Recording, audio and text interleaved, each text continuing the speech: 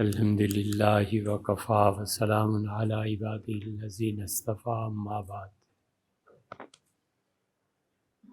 اللہ تعالیٰ نے وہ تعلیمات جو حضور اقدس صلی اللہ علیہ وسلم دنیا میں چھوڑ کر گئے تھے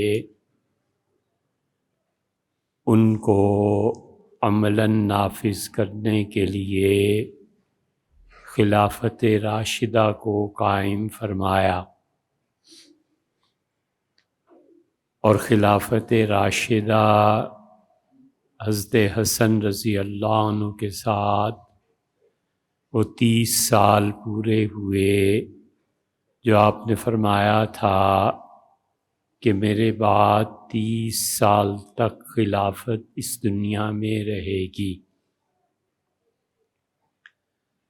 پھر مختلف حضرات جو امت میں انصاف کو قائم کرتے رہے اور ان کے معاشروں میں پبلک کی سطح پہ کوئی ظلم نہیں رہا، ان میں عمر بن عبدالعزیز رحمۃ اللہ علیہ بھی شامل ہیں۔ عمر بن عبدالعزیز رحمۃ اللہ علیہ کے بعد پھر بنو امیہ میں، پھر بنو عباس میں، پھر عثمانیوں میں، مغلوں میں کچھ لوگ ایسے تھے جنہوں نے عدالتی انصاف قائم کیا، اور قضات نے، مفتیوں نے خدا کے دین کو نافذ کیا، اور خلافت راشدہ کے دور میں ہی بعض لوگ جو نئے نئے مسلمان ہوئے تھے اور ان سے زیادہ وہ جو مسلمانوں کی اولاد تھے مگر اسلام کے مزاج کو نہیں سمجھتے تھے، صحابہ کرام رضی اللہ عنہم کو دیکھا تھا، اس کے باوجود وہ گمراہ کن نظریات رکھتے تھے، یہ فرقے بننے شروع ہوئے، اور چند ایک فرقے جو بالکل ابتدائی دور میں بنے ہیں، اور خاص طور پہ ان کا ظہور حضرت عمر رضی اللہ عنہ کے آخری دور میں ہوا، اور حضور اقدس صلی اللہ علیہ وسلم کی وفات کو مشکل سے 20 سال گزرے تھے، تو جو اگلی نسل آئی وہ اسلام کے لیے بہت پرجوش تھے، بہت خدا کی عبادت کرنے والے تھے، علم بھی بہت تھا ان کے پاس، اور ان کے علم سے زیادہ ان کی عبادت تھی۔ عبادت نے ان پہ غلبہ پایا، یہاں تک کہ وہ ایک ایک رات میں پورا پورا قرآن کھڑے ہو کے پڑھ لیتے تھے، لیکن وہ گمراہ تھے۔ عبادت کے غلبے کے باوجود جو خدا کا اصل دین تھا، جو صحابہ کرام رضی اللہ عنہم نے حضور اقدس صلی اللہ علیہ وسلم سے سیکھا تھا، یہ لوگ اس دین پر قائم نہیں رہے۔ سیدنا عمر رضی اللہ عنہ نے بہت مہارت سے اس نئی نسل پر قابو رکھا تھا، اور ڈر تھا کہ معاشرے میں ان کا غلبہ نہ ہو جائے، اور غالباً کوئی ایسی ہی چیز تھی جس کی اصل آج تک ہمیں نہیں ملی، لیکن قاسم بن قتلبغہ نے اپنی کتاب میں لکھا ہے رحمہ اللہ کہ سیدنا عمر رضی اللہ عنہ کو صحابہ رضی اللہ عنہم نے حضور اقدس صلی اللہ علیہ وسلم کے پہلو میں دفن کر دیا، وگرنہ ایک گروہ ایسا بھی تھا جو ان کی تدفین وہاں نہ ہونے دیتا، اور لگتا ہے کہ انہوں نے جہاں سے بھی نقل کیا ہو لیکن یہ خوارج ہوں گے، پھر ان خارجیوں کا غلبہ ہوا اور انہوں نے اسلامی معاشرے کو برباد کرنے کی کوششیں شروع کیں، اور انہوں نے نعرہ یہ لگایا کہ فاسق آدمی کوئی نہیں ہوتا، یا مسلمان ہوتا ہے یا کافر ہوتا ہے، چنانچہ ہر کبیرہ گناہ کا ارتکاب کرنے والا وہ کافر ہے۔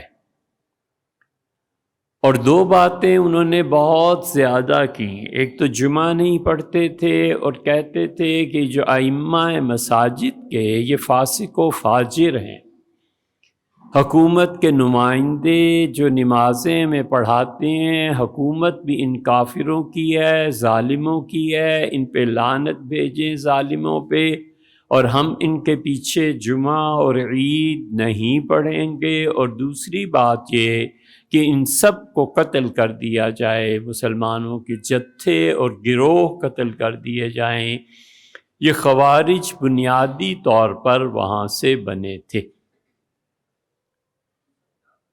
شام میں حضرت ابوذر رضی اللہ عنہ اٹھے، اور حضرت ابوذر رضی اللہ عنہ معاشی طور پہ اسلام میں جو چیزیں تھیں ان کو عملاً دیکھنا چاہتے تھے۔ اور قصہ یہ پیش آیا کہ سیدنا عمر رضی اللہ عنہ جب بیت المقدس کی چابی لینے کے لیے گئے ہیں تو حضرت معاویہ رضی اللہ عنہ وہاں گورنر تھے، اور حضرت عمر رضی اللہ عنہ جب ان کے دفتر گئے اور رنگ برنگے پردے اور یہ ساری چیزیں دیکھیں تو آپ نے فرمایا معاویہ یہ تم نے کافروں کی چیزیں لے لی ہیں، پردے لٹک رہے ہیں، اتنا سامان رکھا ہوا ہے۔ انہوں نے کہا حضرت کیا کریں، ان رومیوں سے کافروں سے گفت و شنید کی نوبت آتی ہے، مذاکرات ہوتے ہیں، تو یہ لوگ اسلام سے کیا متاثر ہوں گے، اس ظاہری رکھ رکھاؤ سے ان پہ فرق پڑتا ہے۔ تو حضرت عمر رضی اللہ عنہ چپ ہو گئے اور فرمایا معاویہ تم جانو، تمہارے کام جانو۔ لیکن وہاں پہ حضرت ابوذر غفاری رضی اللہ عنہ ان چیزوں پہ شدید تنقید کرتے تھے، اور وہ کہتے تھے کہ پیسہ مت بڑھاؤ، لوگوں پہ خرچ کرو، اور معاشی طور پہ ان کے نظریات تھے۔ حضرت عثمان رضی اللہ عنہ کو خط لکھا جب وہ امیر المومنین ہوئے حضرت معاویہ رضی اللہ عنہ نے، اور کہا کہ یہاں پر یہ ابوذر غفاری رضی اللہ عنہ جو کچھ کہتے ہیں لوگ ان کے گرد جمع ہو جاتے ہیں، تو آپ اس معاملے کو ذرا غور فرما لیں۔ عثمان رضی اللہ عنہ نے بلا لیا، مدینہ منورہ پہنچے تو حضرت عثمان رضی اللہ عنہ نے ان سے کہا کہ کیا تم خارجی ہو گئے ہو، حکومت وقت کے خلاف اٹھتے ہو، میری امارت میری خلافت کے؟ تو حضرت ابوذر رضی اللہ عنہ نے کہا حضرت ایسے ہرگز نہیں ہے، اور سر سے ٹوپی پگڑی اتاری اور کہا حضرت آپ دیکھ لیں کہ یہ خارجی یہ لوگ کتنے بالوں والے ہیں اور میرے بال کتنے ہیں۔ مطلب یہ کہ یہ خارجی جو اس زمانے میں تھے بالکل ہر ہفتے سر منڈا دیتے تھے، بال رکھتے ہی نہیں تھے، اور عرض کیا حضرت میرے سر پہ بال ہیں، اور کہا کہ عمر اور ابوبکر رضی اللہ عنہ پہ یہ خارجی تنقید کرتے ہیں، میں نے تو کبھی کچھ نہیں کہا۔ سیدنا عثمان رضی اللہ عنہ نے یہ بتائی بات انہیں کہ جو تم کہتے ہو لوگ یہ نہیں سمجھ پائیں گے، اس لیے بہتر یہ ہے کہ میں تمہیں ایک زمین کا ٹکڑا دے دیتا ہوں اور وہاں جا کر رہو تاکہ لوگ تمہارے لیے مصیبت نہ کوئی کھڑی کر دیں۔ اور وہ تشریف لے گئے، وہاں ختم ہو گئی بات۔ یہی خارجی اٹھے اور انہوں نے بغاوت کی اور حضرت عثمان رضی اللہ عنہ کو شہید کیا، اور یہی خارجی عثمان کو رضی اللہ عنہ رحمۃ اللہ علیہ کہنے کو تیار نہیں تھے۔ ان کا خیال تھا کہ فوج لائی جاتی مدینہ منورہ میں، لوگوں کو قتل کر دیا جاتا اور خلافت قائم رہتی۔ حضرت عثمان رضی اللہ عنہ سے جب لوگوں نے یہ کہا تھا تو انہوں نے فرمایا کہ میں رسول اللہ صلی اللہ علیہ وسلم کے شہر میں کسی صورت یہ برداشت نہیں کروں گا کہ یہاں پر خون بہے، اور انہوں نے فرمایا کہ دیکھو رسول اللہ صلی اللہ علیہ وسلم کے ساتھ میرا گھر ملا ہوا ہے، میں رسول اللہ صلی اللہ علیہ وسلم کی رفاقت کو نہیں چھوڑوں۔ حضرت معاویہ رضی اللہ عنہ نے انہیں 3 باتیں کہی تھیں۔ ان کا امیر المومنین میں شام سے آیا ہوں کہ آپ کی خدمت میں عرض کروں کہ آپ مدینہ منورہ چھوڑ دیں، خارجی بڑھتے چلے جا رہے ہیں۔ سیدنا عثمان رضی اللہ عنہ نے کہا رسول اللہ صلی اللہ علیہ وسلم کے ساتھ میرا گھر ملا ہوا ہے، میں اسے بالکل نہیں چھوڑوں گا۔ انہوں نے کہا پھر ہمیں اجازت دیں فوج کو کہ ان خارجیوں سے نپٹے۔ آپ نے فرمایا رسول اللہ صلی اللہ علیہ وسلم کے شہر میں خون میرے ہوتے ہوئے میں بالکل اس بات کو تسلیم نہیں کروں گا۔ انہوں نے کہا حضرت پھر میرے ساتھ شام چلے جائیں، تو انہوں نے کہا رسول اللہ صلی اللہ علیہ وسلم فرمایا تھا کہ مدینہ منورہ لوگوں کے لیے بہتر ہے، کاش کہ لوگ میری بات کو سمجھ لیں، تو میں تو نہیں جاؤں گا۔ اٹھ کھڑے ہوئے، ان کا حضرت پھر چوتھی چیز شہادت ہے، انتظار کیجئے خارجی آپ کو کب شہید کر۔ یہی خارجی اٹھے اور یہ حد سے زیادہ بڑھے ہوئے عبادت میں، نیکی میں، تقوی میں، ایک ایک رات میں قرآن پڑھ دینے، کئی ائمہ ان کے بنے، ہر شہر میں ان کی امامتیں الگ تھیں، ہر شہر میں ان خارجیوں کے گروہ الگ تھے، اور علم کی طرف توجہ نہیں تھی، اور علم کو نقصان دہ بھی سمجھتے تھے۔ اسی لیے امت میں محدثین نے ان کی روایات کو نہیں لیا۔ صالح ایک آدمی تھا، اس کے ہاں یہ ایک مثال ہے، اس کے ہاں 2 بیٹے جڑواں پیدا ہوئے اور اس نے نام رکھا علی بن صالح اور حسن بن صالح۔ اتنے عبادت گزار تھے کہ 2 بھائی اور ایک ماں، تینوں پورا قرآن رات کو پڑھ دیتے تھے، 10 پارے کر کے۔ پھر والدہ کا انتقال ہو گیا تو یہ دونوں بھائی 15 پارے پڑھنے لگے۔ پھر ایک کا انتقال ہو گیا تو یہ حسن بن صالح جو تھا یہ پورا قرآن کریم ایک رات میں پڑھ دیتا تھا، عمر بھر اس نے جمعہ نہیں پڑھا۔ کہتا تھا یہ جتنے امام ہیں حکومت کے قائم کردہ یہ سب فاسق و فاجر اور ظالم ہیں، ہم ان کے پیچھے نماز نہیں پڑھیں گے۔ اور دوسری بات کہتا تھا کہ بس چلے تو انہیں قتل کر دو، مار۔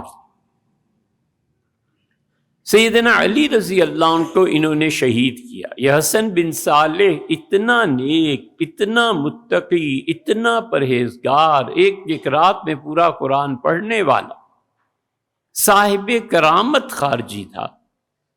اس کے بھائی نے کہا، علی بن صالح نے، کہ میرے بھائی حسن نے کہا کہ پانی پلا دو، تو میں پانی لینے گیا اور پھر جب آیا تو انہوں نے کہا میں نے پانی پی لیا ہے۔ میں نے کہا کیسے پی لیا ہے، میرے تمہارے علاوہ تو گھر میں ہے کوئی نہیں۔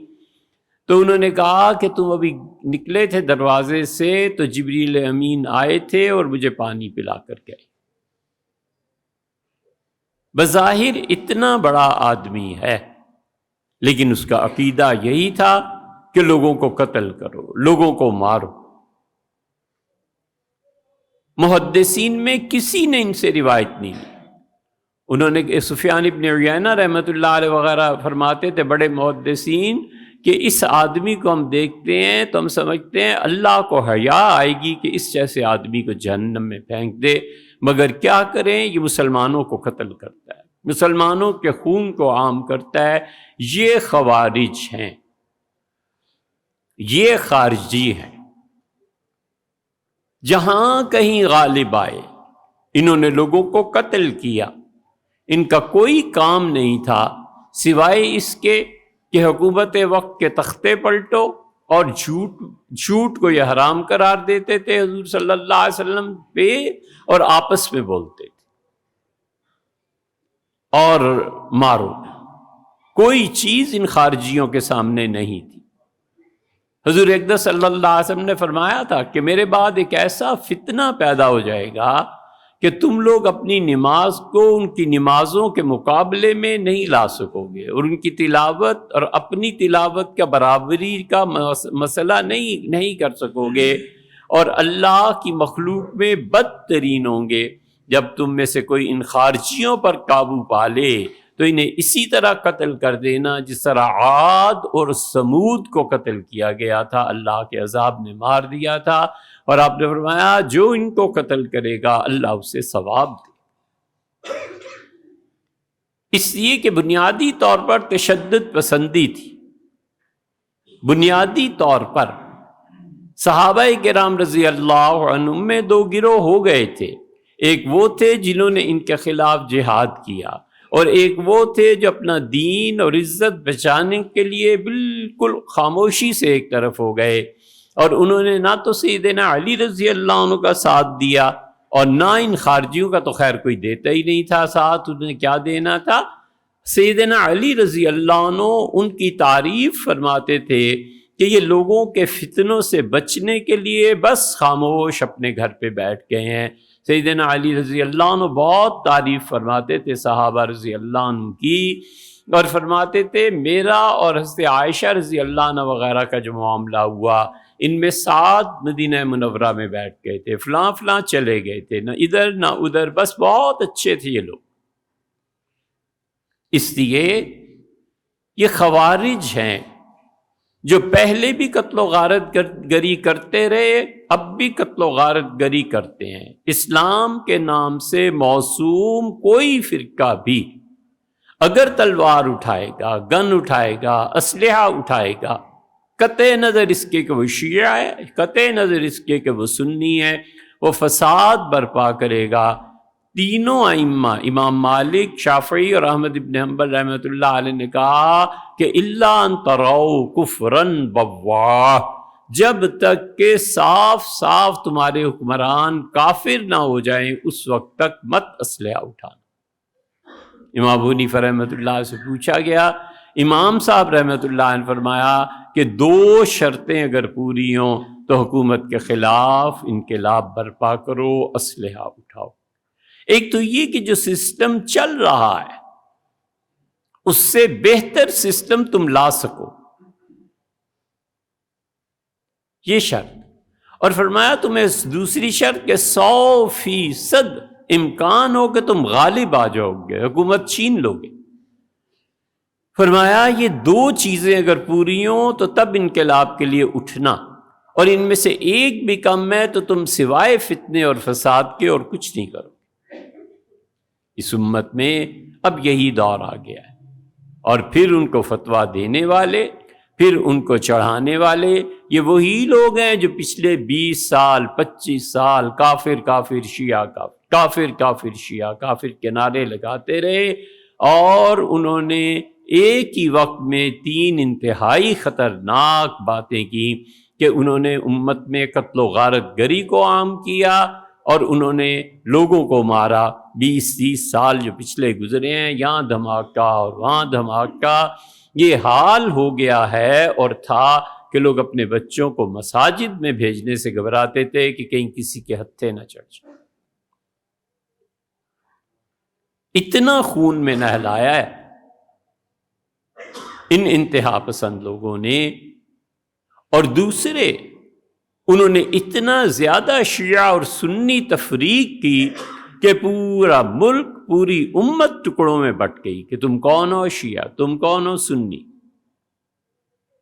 پوری امت اور قوم کو بانٹ کے انہوں نے رکھ دیا، ایک وہ انتہا اور ایک اس کے علاوہ دوسرے لوگوں کی انتہا کہ نہ کوئی مزار باقی رہے، نہ کوئی منبر باقی رہے، نہ علماء باقی رہیں، اور تیسرے اس پورے عرصے میں 85 سے لے کے اب تک علماء پیدا نہیں ہوئے، کوئی اتنے بڑے صاحب علم اور صاحب تربیت کوئی پیدا نہیں ہوئے جن کے ہاں جا کر انسان دین کو سیکھ سکے، یا وہ انٹرنیشنل لیول کے علماء جو ہوتے ہیں اس جیسے نہیں پیدا ہوئے۔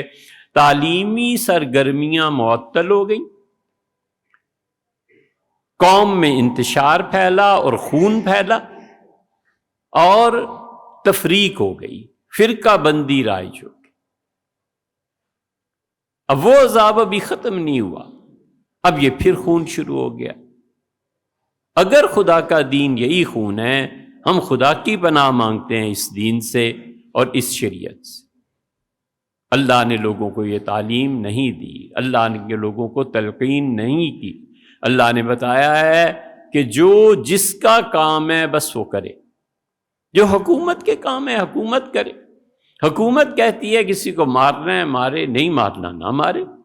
حکومت کہتی ہے کہ اس کو جیل میں ڈالنا ہے ڈالے، نہیں ڈالنا نہ ڈالے۔ عوام کا جو کام ہے وہ انہیں کرنا ہے، علماء کا جو کام ہے انہیں کرنا ہے۔ جب بھی مختلف طبقات کے لوگ مختلف طبقات کو ایک دوسرے کے ساتھ آ جائیے، یہ کون ہے؟ یہ کون ہے؟ ابھی آ جائیے، ابھی آ جائیے، جلدی آ جائیے۔ تو مختلف طبقات میں جب یہ انتشار پیدا ہوتا ہے کہ ڈاکٹر بیٹھ کے گھڑیوں کا کام کرنے لگے، اور جو آدمی ہمیشہ کرسیاں بنتا ہے وہ اٹھ کے ڈاکٹر بن جائے، تو بھیا یہ دین کیسے چلے گا؟ اسلام کیسے چلے گا؟ حتیٰ کہ معاشرت نہیں چلے گی۔ اس لیے ہم سب کو سوچنا چاہیے کہ ہم انتشار کے موجب نہ بنیں، ہم لوگوں کا خون نہ بہائیں، ہم لوگوں کے ساتھ وہ چیز نہ کریں جو اللہ نے ہمیں منع کی ہے۔ خدا نے کسی کو یہ اختیار نہیں دیا کہ وہ آدمی قانون اپنے ہاتھ میں لے لے، چاہے وہ کتنا ہی متقی اور پرہیزگار نہ ہو۔ آئیے اٹھیے، آپ اسلام قبول کرنا چاہتے ہیں؟ کسی نے مجبور تو نہیں کیا ہیں؟ میرے دوست ہے وہ مجھے لے کے آئے تھے۔ کہاں؟ ادھر میرے باہر کھڑے۔ جی ٹھیک۔ انہوں نے کہ جی اسلام قبول کرو۔ میرا ایک بڑا بھائی ہے، وہ فضان مدینہ معتمد تھا۔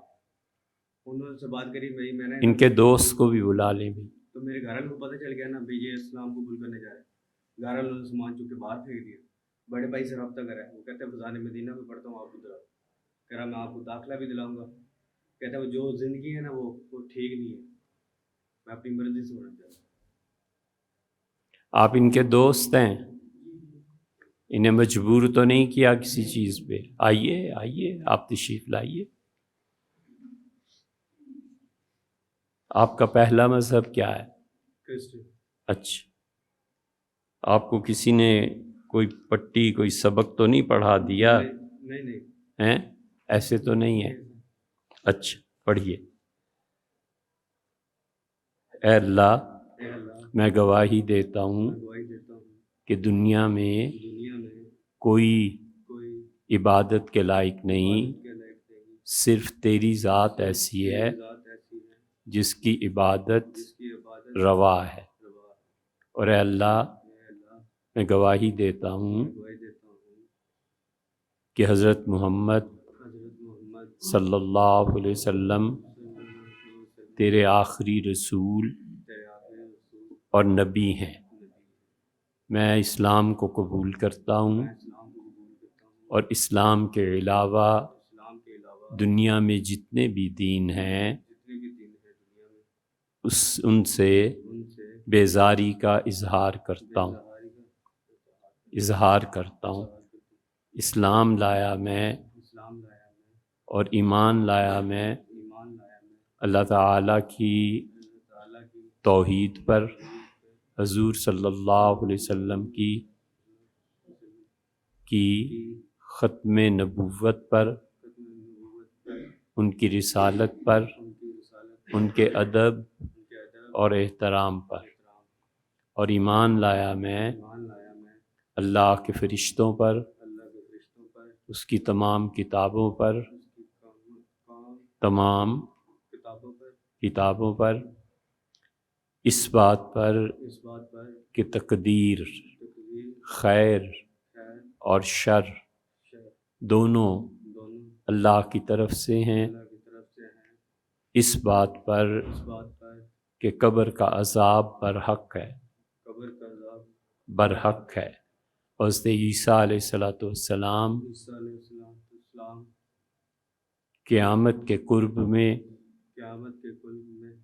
نازل ہوں گے، اور آخرت پر اور مرنے کے بعد حساب و کتاب پر، جنت اور جہنم پر اور جہنم پر، اور ان تمام چیزوں پر جو اللہ کے رسول صلی اللہ علیہ وسلم اس دنیا میں لے کر آئے۔ اللہ مبارک فرمائے۔ بیٹھیے تو آپ کہیے اقول لا الہ الا اللہ محمد الرسول اللہ وَأَقُولُ أَشْهَدُ أَن لَا إِلَٰهَ إِلَّا اللَّهُ وَحْدَهُ لَا شَرِيكَ لَهُ وَأَشْهَدُ أَنَّ مُحَمَّدًا عَبْدُهُ وَرَسُولُهُ آمنت واسلمت باللہ وملائکتہ وکتبہ ورسلہ والخیر والشر قدرہ من اللہ تعالی والبعث بعد الموت آمنت واسلمت۔ یہ ہیں وہ عربی کے جملے جو عام طور پہ کتابوں میں لکھے گئے ہیں، تو ہم نے پہلے آپ سے اردو میں اس لیے یہ چیزیں پڑھوا لیں تاکہ آپ کو پتہ چلے کہ ایمان کس چیز کا نام، ٹھیک ہے؟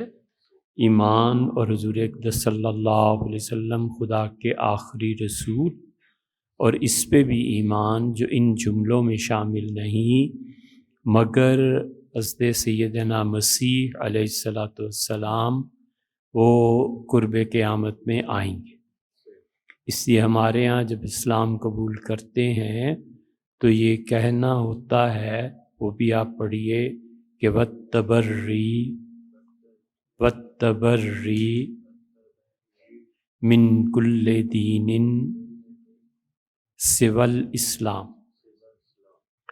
میں اللہ تعالیٰ کے اس ایک دین کا اقرار کرتا ہوں اور اس کے علاوہ جتنے دین ہیں میں ان سب سے بیزار ہوں اور دور۔